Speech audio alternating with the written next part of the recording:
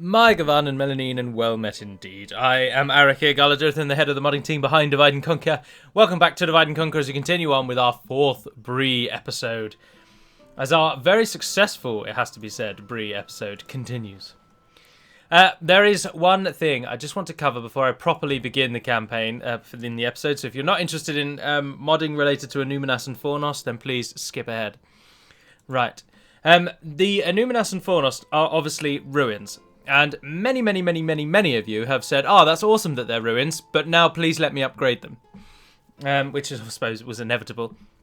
But trust me when I say that owing to the way that custom settlements work in Medieval 2 Total War, Fornost and Anuminas cannot be upgraded as the Northern Dunedain if the Northern Dunedain can also upgrade Osgiliath, which also is used for Tharbad. So it's very much a choice. If you want Fornost and Anuminas to be able to be upgraded by the Northern Dunedain and even by the Reunited Kingdom, then you will not be able to upgrade Osgiliath as those two factions. The reason I include the Reunited Kingdom is because some people have said, oh, hang on, why not make it so that the Northern Dunedain can upgrade X and then the Reunited Kingdom can upgrade Y? But if you want the Reunited Kingdom to upgrade both, that is not possible. So the only way that we can get these upgraded, to be honest actually, Fornost we can upgrade because there are 2 levels of castle cut off. So it's possible that we can upgrade Fornost. That one, even as the Northern Dunedain, is not a concern. But in order to upgrade Anuminas, the only way to do that, to make that not a ruined city, is to lock off the highest tier of available cities from the Northern Dunedain, so that Anuminas can be upgraded. So you'd be able to upgrade Anuminas, but you'd pay for that by not being able to upgrade any other city to a large city. That is your payoff. Or, as I say, alternatively, the Northern Dunedain would lose the ability to upgrade Osgiliath and Tharbad. I've spoken reasonably extensively to the beta testing team, and indeed comments on YouTube and in Discord, about why I prefer Osgiliath to the Anuminas and Fornost, and the team are in agreement with me. So it's just as an information snippet for yourselves. That we can easily upgrade Fornost. That can very easily be done, and if RK wishes to make a rebuilt version, then cracking. Elite Dwarf will make a rebuilt version on the campaign map, even though it won't look really very different at all. Just imagine a gate added in the middle there, and that bit of wall covered, no longer being a tree, and boom, you've got it. So that's why I suggest it's barely even noticeable if it did upgrade. But anyway, so there we are, Fornost and Anuminas. Right, so to Brie then. I will, I'm afraid, talk a little bit more about general modding stuff as we go through, but first let's actually spend some time with ourselves. With Brie. We have taken Argond, the councilman, or the gentleman who took it for us. Fosco is headed out to build towers around this region, whilst Ed, with a reasonable army, is headed to, what did I call that one? Caras Nernaled, indeed. The City of Three Waters. Grep's Watch is being turned to economy, as is basically every town we own. Some of you have suggested that I gift Mengelin to Enedwythe in an attempt to get an alliance, because they will almost certainly just lose it straight away anyway. And I'm pretty keen on that, to be honest. I know it's a cheesy way of doing things, yes, but it's a cheesy way that bloody well works. So we'll take back our farming, and to try and jivvy them along with hating us and hating Enedwythe and joining us, we'll pull our garrison out, raise the taxes. What is it you wish to so we want an alliance, military both ways, map info both ways, and the offer is going to be, I'll give you 251 for 4 turns, making 1,000. And I will give you the region of Mengelin. Now, for those of you that are budding Sindarin enthusiasts, Mengelin means green way. Quite literally, like green path, green road. So the name literally is Greenway. So there's an interesting little tidbit for you. Now we have to hope that Enedwythe lose it.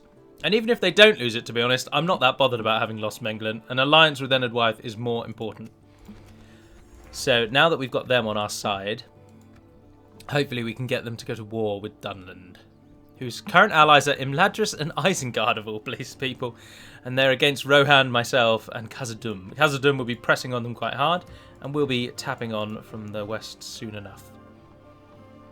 Elsewhere in our realm, the hobbits are bringing these towns up so that they can give us good money.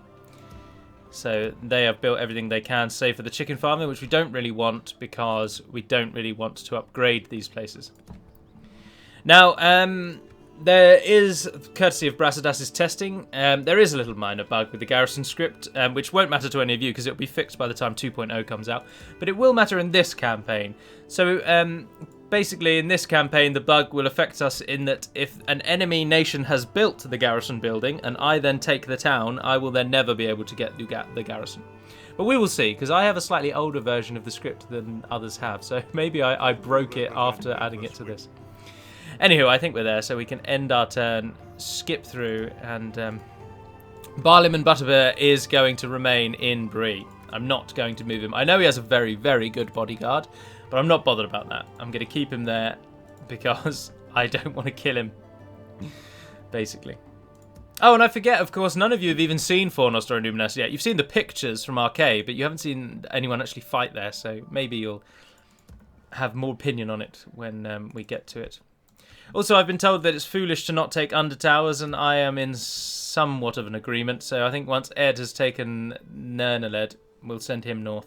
Because now that we're not bothered about Enid Wythe, we don't necessarily need men down here. So.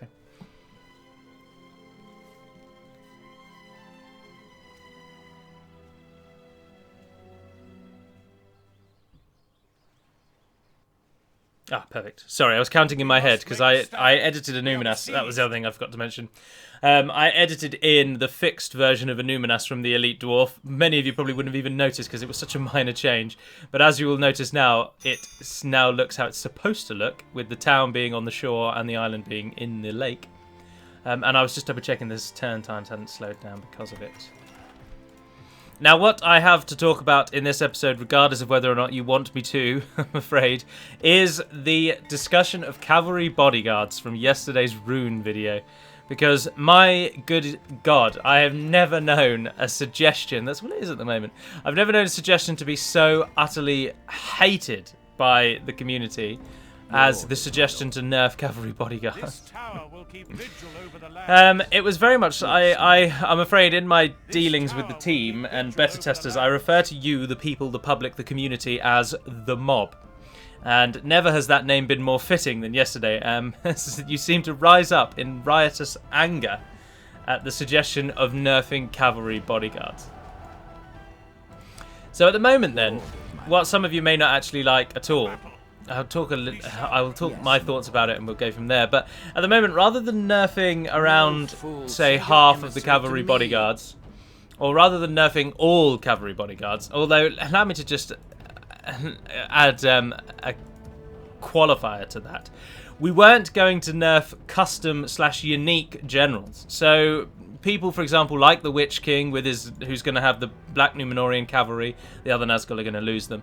And like Kamul, who would keep his cavalry, they would still retain their cavalry. The general of the Misty Mountains, if there is still one that has Bolg's champions, he would still keep Bolg's champions. They would stay as they are. Although I don't think he has Bolg's champions. I think we removed them ages ago. In terms of what we're actually doing, though, I think I'll just wait for Dunland to come through. Yes, my lord. So, cavalry, unique bodyguards would have remained unique. Aragorn, Gandalf, the Witch King, Kamul, these people, they would have stayed powerful.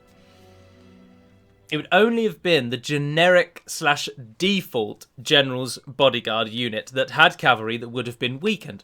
Additionally, some people seem to not understand what reducing the mass stat actually meant, and rest assured that in battle, they would be as strong as they are. The mass stat is only applied when the unit charges the enemy. Once it's in there, the mass stat has no effect on the battle whatsoever. Oh, we're charging against the bloody fort units again. So it would only be on the charge, and because of course the aim of it is to remove what I perceive as something of a bug with the game, and you may just perceive as a feature that's useful for you, and that is the cycle charging. Now, some of you have said that this Brie campaign, or at least I've seen 2 comments to the effect, that said this Brie campaign is a perfect example of why cycle charging is not actually all that great, because you lost a general to it. And I would say that the loss of my general was not necessarily cycle charging not being that great. but more my poor command of my own forces. As you will have seen with, say, my Runic campaign, if you play as Khand, Dol Amroth, you can cycle charge ridiculously. Your bodyguard units have, because we've already nerfed them once, because we're on a campaign here. We've nerfed them once because it was quite possible, when your bodyguards were at, like, say, 70 unit size, regardless of how good or bad they were, you could easily kill up between 1,000 to 2,000 men, if they are of a low enough quality, which in the beginning stages of the game they are. And for quite a long time, the quality of the enemy is low. So cavalry bodyguards would just massacre, and they would lose nothing because they'd replenish immediately afterwards. So we cut them into size. We cut them way down to around 15 to 20 per battalion. But that's not solved the problem, as you've seen. All that's done is that reduction also then applies to the units they're attacking. So whereas before they might have killed 2,000, they can now quite easily kill 700 because their number has been divided by 3, for example. So the problem hasn't gone away, it's just reduced slightly. But 20 cavalrymen should not be able to kill 700 human beings, or whatever they are, in battle by charging at them. The horse would die long before that was possible. That was feasible. And I am astounded at how many of you are absolutely in love with the ability to basically break the game. If you're finding the game hard, turn the difficulty down. Like, I just don't get it. Yes, you might. Everyone likes that battle where they just feel like an absolute boss. That's why you play as the elves. Because you love those battles where you kill 9,000 orcs and you lose like 30 men or whatever. But that's us deliberately making the elves strong and you using the elves properly. Ergo, you get the most out of them, you do the most damage, the elves perform as they should. But a crappy bodyguard like the Brie land bodyguard should not be able to kill 500 rebel orcs, humans, dwarves, elves, be what they are. It just shouldn't be possible. It's not realistic at all. And but the biggest problem is it just makes it too easy. I'm all for the game having various levels of difficulty. I don't want the game to be hard for everyone. But that's what the difficulty slider is for. If you're finding the game hard, turn the difficulty down. With a lower difficulty, you get more money, the enemy gets less morale, the enemy becomes less aggressive, their campaign AI is less aggressive, and so the whole game is just easier. So if you're really struggling and you need these overpowered general's bodyguards to win you these unbelievable victories, then just bloody well turn the game difficulty down. Now, all of this defence, though, what seems to be almost my zealous defence of our change, is relatively moot, because we have heard what you said, and enough of you have absolutely kicked up a stink about it that maybe this time, testing the waters, you want the ability to basically break the game. Like, you want to be able to break the game, that's how you want to play. So, fair enough, fine. Keep your strong cavalry bodyguard. But what we are then going to do instead is just take half of the cavalry bodyguards away. So nations that it doesn't really make sense for them to have cavalry bodyguards are likely to lose them. Now, I state that all of this is still very much at the suggestion stage. We haven't actually made up our mind about any of this yet, and I've just floated the idea, although I imagine it will receive some support. But the current goal, the current plan that I have put to the beta testing team and now to you, is that the following nations would lose cavalry bodyguard: Gondor, Brie, Imladris, Dorwinion, and one other whose name escapes me. Imladris, Brie, Gondor, Dorwinion. I think that's it. The enemy are utterly So Imladris was an easy decision because they're so OP anyway that knocking off their cycle charging cavalry just doesn't make too much difference. So I know that's an argument for them to really keep there, but I don't like the ability to win. You can go out with a single general on his own at the start of the game, and you can easily capture any number of towns. I've done it in the Brie campaign, and it's just so cheesy. So Imladris would go down to just having nobles under my current proposition. They would not be mounted. Brie would get a somewhat new unit that we're going to borrow from Third Age Reforged, and you'd basically, under my current propositions, we would look to give Brie a mace-wielding, armor-piercing bodyguard. So that would be Brie's.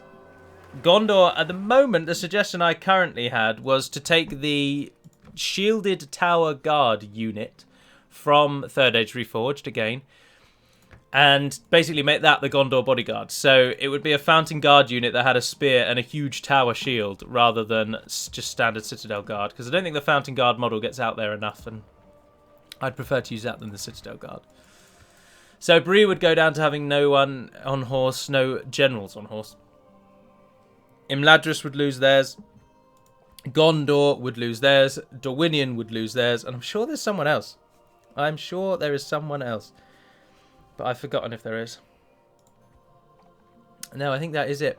So Rohan, Dol Amroth, Khand, Rune, Harad would keep their default generic cavalry bodyguards. You'd still be able to cheese the game with if you play as Rohan, Dol Amroth, Rune, Khand, and Harad.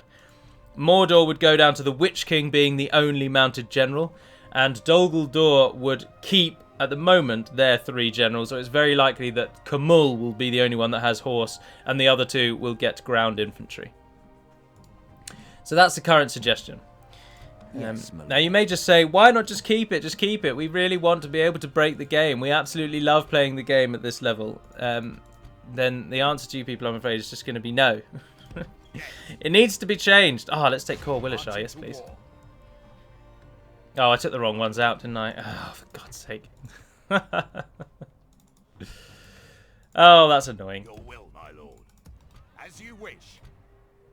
We Oh, shall it doesn't hate us, though, so we'll be alright. We can go no further, my lord. Orders. Yes. The reason I've laboured this point now quite heavily is because I genuinely am astounded at the backlash of this suggestion, at how many of you really want to keep the ability to just abuse the game. It's just maddening. Like, the reason we took away stakes, which some people are still annoyed about, even though I released a video about how to edit it back, and but the reason we took away stakes was because the AI could not use them. So yes, stakes are like historically accurate for this period or whatever, if you want to argue that.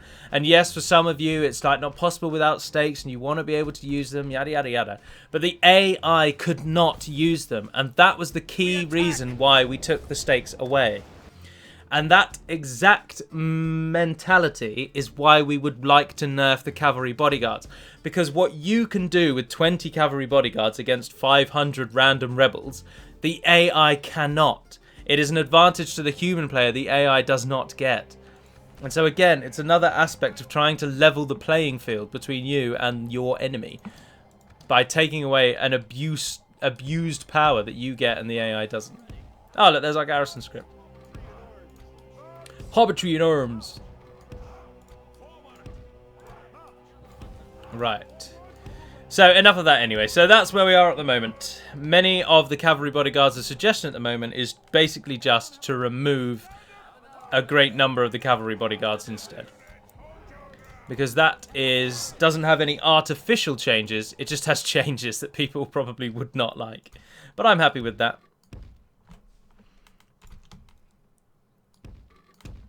Right, you and you go here because the defenders, like last time, will actually walk along the bridge. So we're going to want the stone throwers out the front because obviously they have the least range. Archer militia go there behind. Can I do the 2 hunters together along there? Yes, I can.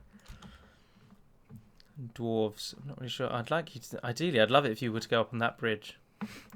But then they'd just come down there. But I mean, can you imagine if you could put archers there? How good would that be? Totally untouchable and just raining down on the enemy. But it's not to be, alas. Alas! There we are. Move up. I'm thoroughly enjoying playing as Brie.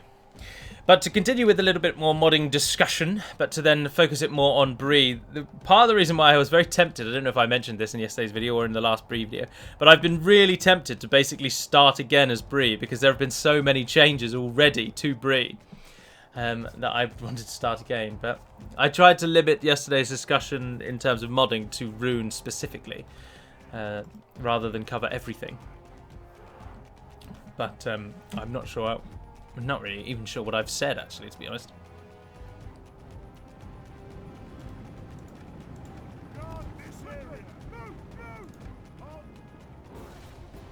Bugger. If we continue like this, we will smash the enemy. They just got caught a bit there, didn't they?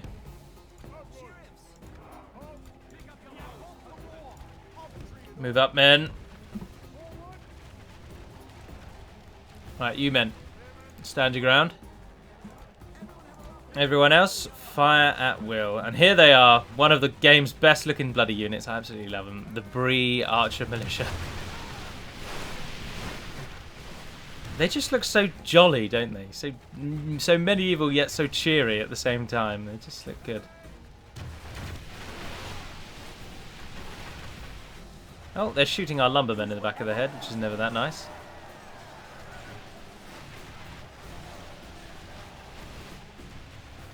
But arrows are flying true, and once again the hordes of Dunland will die upon the bridge of Tharbad. If we continue like this, we will smash the enemy. I still have yet to buff the rebels. I'm add it all to the to-do list, though. We have quite an extensive to-do list. People drop in and out of it, I hope. See what is listed under their kind of skill tea and head off and tackle what they will. Racer as well, against my fears, he did not leave us. He was merely taking quite a well-earned break.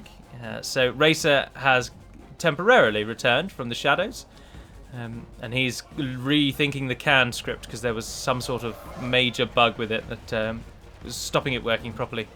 So the canned overview is still yet to be done. I appreciate that, but as I said at the beginning, I would not do the canned overview until canned was ready, until the script was completed, so I knew what I was saying to you all, and that remains the case.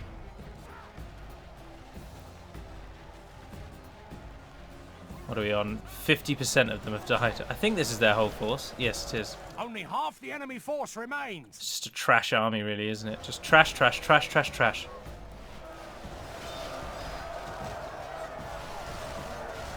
As our arrows whistle in, raining hell upon the enemy. Some of the changes to Brie that you unfortunately now didn't get to see is that we have merged the ivory and the slaves resources together, and it's now just called a labour camp, and the free slot is now used as barrows. So the Barrow Downs region has now got about 5 or 6 barrows in it, and each one of those barrows, if you happen to fight on them, has a unique battle map that RK has knocked up, which has a really cool barrow. It's a cool looking map. Sorry, I just hit the microphone. It's a very cool looking map, so that's a good addition, I think, especially because the slaves resource, or the slaves' resource, didn't really make sense if you weren't an orc faction. Like, the elves, the dwarves, the good humans, none of those take slaves. Only elves and evil humans ever took slaves. Orcs, sorry, and evil humans, like Umbar. So it made sense for them, but it didn't make sense for anyone else. So the slaves region being replaced with this generic labour camp is a good idea, in my opinion. I was very pleased with that one. Oh, we're getting called in. I don't really want the lumbermen to get involved, but look at those cavalry charging and dying, charging and dying. Our men have captured the enemy general. Guard him well and make it so he can see us defeat the rest of his army. Councilman Grep, still alive. Thank you very much, Knight. At the back there. So in future, very, very likely, the nations that, amongst all these discussions about cavalry bodyguards, the nations that are almost 100% going to be dismounted are Gondor and Brie. Because they're the two that it makes the least sense that they'd have cavalry bodyguards for. Because Brie, well, let's start with Gondor. Gondor is a well-documented non-cavalry nation. They were not a big cavalry peoples, which is why the Knights of the Silver Swan of Dol Amroth seem like such a great force, and of course why Rohan plays such a pivotal part in the history of the Anduin region, because they were cavalry based. And this is partially because the Númenóreans were not particularly cavalry based either. I don't know if it's just when the Isle of what's it called, Elena. When the Isle was conceived, was thought up, horses just didn't seem to factor all that wildly. So horse battalions were never really their thing. And I also suppose it's possibly because it's difficult to ship horses across oceans. I don't know.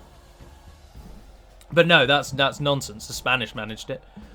And once they're in a certain place, they can then breed to their heart's content. But for whatever reason, Gondor and Arnor were never big cavalry nations. So it makes sense that Gondor would have a dismounted bodyguard. Our victor The Woodland Hunters, 182. And Brie, it's mostly because Brie are meant to represent this totally unprofessional farming community that's been sent to war. And horses in Brie would likely be, I don't know if you're familiar with a Shire horse, which is a type of horse used often in England, and it was used historically often as a plough horse, or just as a workman's horse, because it was very suited to that kind of work. It was strong, but not particularly quick or agile. And that kind of thing is the same for Brie. They're a nation of farmers. They're a nation of workers, labourers. They're not a nation of horse riders, basically. Ponies were the most common mode of transportation. Ponies, carts, workhorses for ploughs, things like that. So it again makes sense to me that Brie would have a dismounted general's bodyguard. So they're going to get one. So as I say, Brie and Gondor are almost 100% going to get dismounted bodyguards. The other ones are a bit more up for discussion. But let's not forget that as Imladris, you really don't need strong cavalry bodyguards, because if you wait till turn 40, the game will give you Glorfindel, and he's basically an auto win. He has a replenishing Elder Inway cavalry as his bodyguard. Like, how much more strong and OP do you want this guy to be? So for Imladris as well, it's pretty set. But maybe we'll go with the, as I already mentioned, we might take the view that because Imladris is already so bloody easy anyway, it just doesn't matter. Like, there's no point trying to make it harder, because you're just never going to make it hard. So maybe Imladris won't be included, but Brie and Gondor almost certainly will. And then the two that are a bit up in the air are Dorwinion and Harad. I'd like Harad to lose their cavalry bodyguard, but I'm not really sure what could replace it. And it's the same with Dorwinion. I'd really want Dorwinion to go to a dismounted general. Yes. This tower will But I'm not sure yet what we would use in its place. Dunland really want Royal Tharbad. They won't even let us finish building stuff. We get a Dúnedain camp here. Stop attacking me. We're going to need to ship more troops there. Ah, the first Barrowite army has spawned.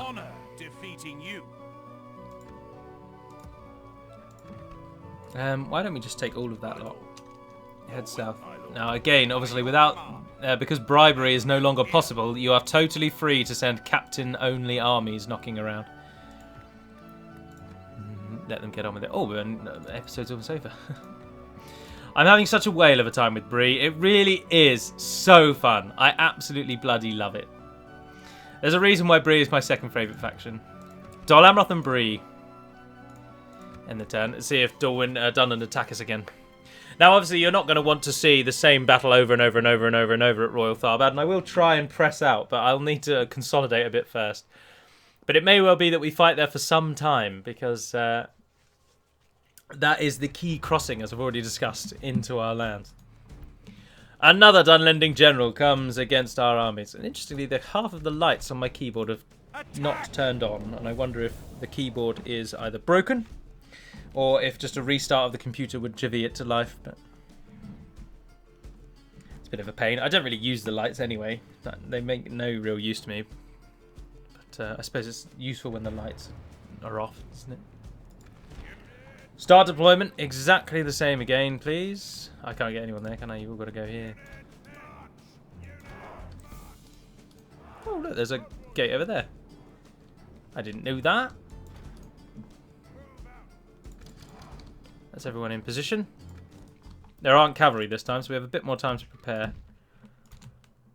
Oh, the ranks. Everyone's jumping up in rank. What I'm going to do this time is have you guys like that rather than how I had you before. And also I'd quite like to then like layer the archers all along here. 38 of them can go down there, but then the rest. So that you can kind of hit them in the back a bit more. Grep, back into the theatre.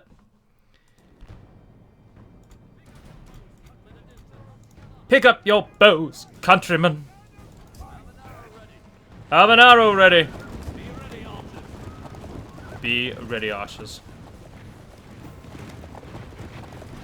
As our army moves through the gate to the theatre and out onto the bridge.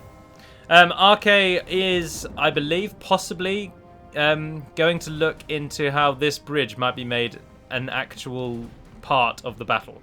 Because I'm told that if you fight this battle, if you attack the army that is standing on the bridge, then this bridge here, this big one in front of us, becomes passable. But when you're fighting in the towns, for some reason this bridge does not work, and there has to be this land bridge. But of course, it looks pretty crappy, and it totally defies the point of Osgiliath, because ships can't get past. So, but if it's not possible, it's not possible. We're not going to break our backs over it.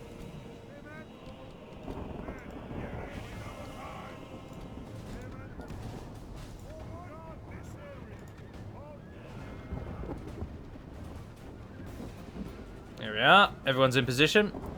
If we continue like this, we will smash the enemy. Ah, no, I've put them a little too close, really, haven't I? Oh, look, they're not even in the right bloody place.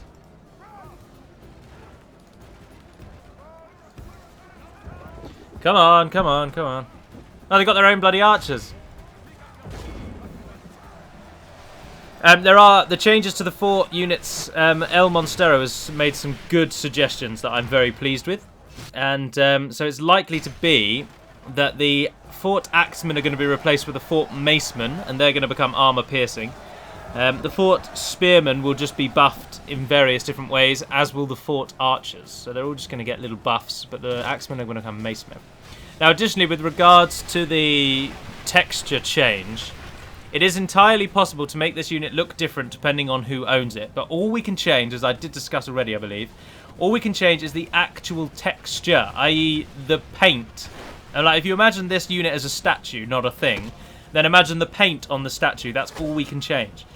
So when the unit is owned by Gondor, for example, we could change the pattern of the shield quite easily and put a tree on the shield, make it black with a white tree, and we could give them blue where they're currently green and brown. So he's brown and he's green.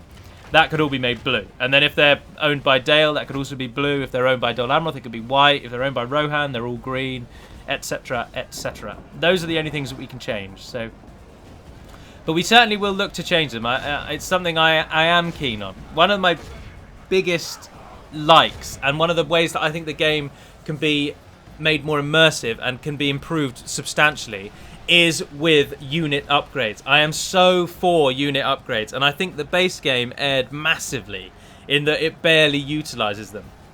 But unit upgrades are such a good way of adding variety, because you fought with, like, the lumbermen, for example, you fought with them looking like this for 20 to maybe 60 turns. And then on the 70th turn, you finally got that blacksmith you need, and they finally upgrade to wearing, like, plate mail. And the feel, like, for example, an extreme case. But the feeling then of, it feels like you've got a new unit, in my mind. It genuinely gives you that feeling of a totally new unit. They look better, they look more prepared for war. And it just fits with the theme about the barracks event and all of that kind of stuff. So I am totally for it. So the texture change for the fort units I'm very keen on. Having them at least have something that links them a bit more to your nation is a really good idea. And so, as I say, the only things we can change are their colour and their shield, really. But those things can be changed. It's not a monumental task for Hummingbird, because they're only owned by the human nations. But I suppose it is still a lot of copy and pasting and then block colour changing. Because, like, if they were owned by Harad, they'd be red. Umbar, like yellow, whatever. It's going to be basic colouring, but it's going to at least identify them a bit more to your nation. Badly bloodied. They have lost half their men. This time we are taking more damage. They've got a lot of ground troops out there.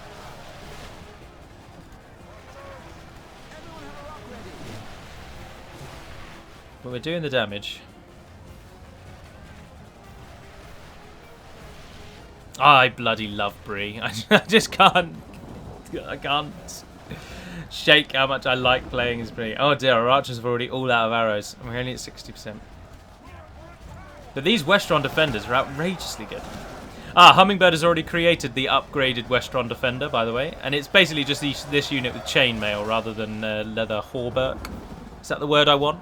Feel free to correct me, O thee of medieval fighting knowledge.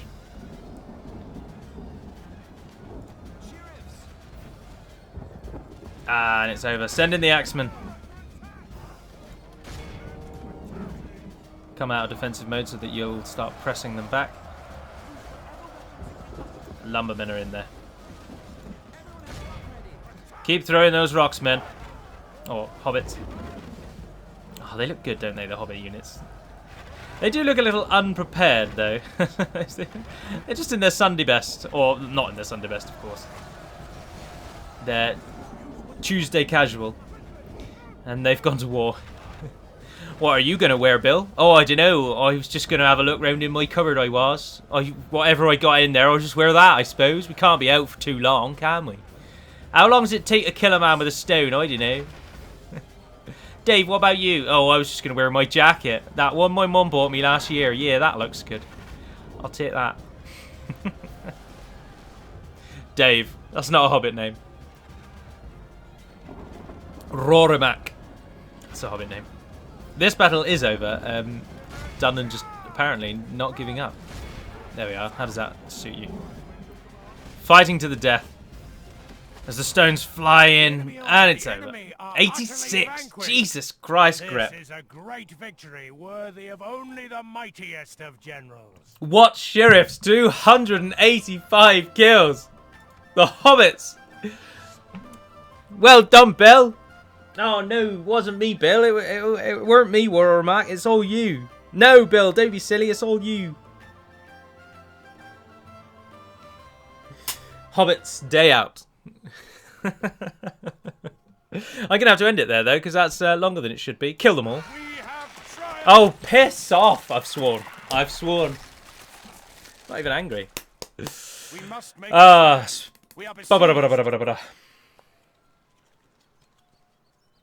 I'm going to record the next episode for Brie immediately after this episode. And I'm going to record it right now in timing. So this battle is where we're going to save this episode. So the running order for this weekend is going to be Rune, Brie, something different, Brie, Rune, rather than Rune, Brie, I'm afraid. Oh, my voice is cracked. So that's going to be where we're going to end today's episode. We have done well. We've fought off 2 attacks on the bridge. Hopefully, we've only got, by the looks of it, 2 more, and then we can move in on Tharbad itself. The eastern Tharbad. Lower Tharbad, or I don't know, Tharbad slums. Take your pick from the above. Captain Derverin is attacking us over here, though, and he's got archers. But we've got a cavalry bodyguard, and we're going to smash them.